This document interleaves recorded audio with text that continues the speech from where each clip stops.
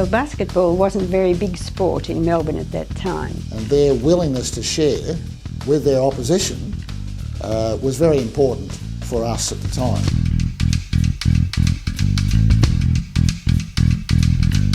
We'd have clinics before the games. Our whole purpose there was to get acquainted and encourage them, and then also to teach them about the word of wisdom. We'd sign these Book of Mormons. I remember we were going to give them out.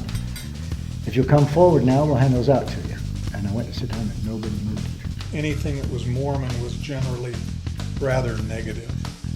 And so we start getting articles written about the Mormon Yankee basketball team, and these people were really quite nice to us in their articles. Well, a little girl came, and Elder Bob Peterson picked her up and she put her arms on his neck, and then they came and talked. And I remember people touching me, and tears.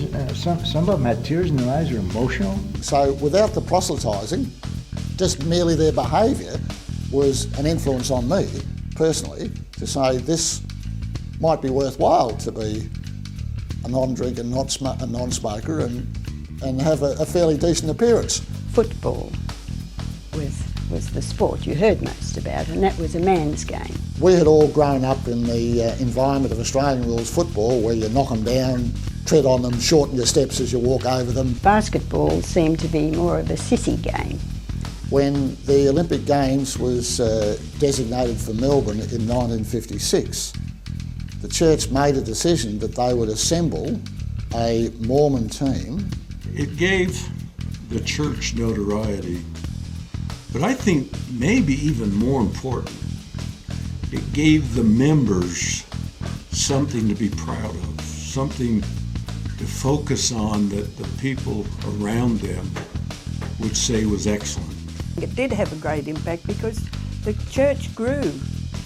Lots of people came into the church that are still active in the church today. Ken Watson was once again trying to promote the Olympic Games, get ready for the Olympic Games, and was able to get the support of the Mormon Yankees in setting up a series of exhibition matches against the visiting Olympic teams. I was just bursting with pride that our missionaries, you know, were able to play with and win against Olympic teams. One of the Mormon Yankees hit the basket and we won by 2 points.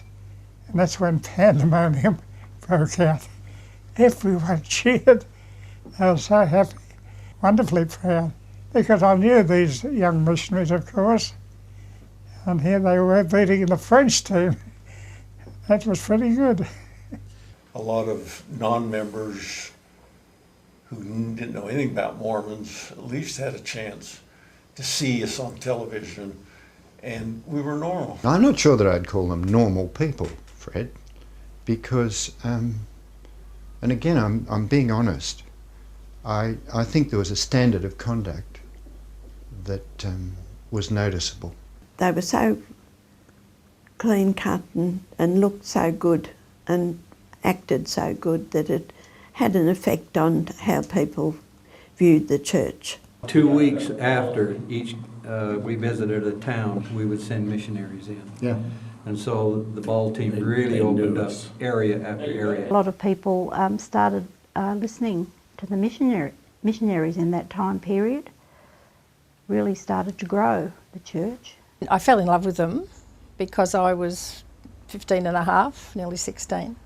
And I was just, oh, aren't they gorgeous? They were walking down the street with hats on and I knew who they were.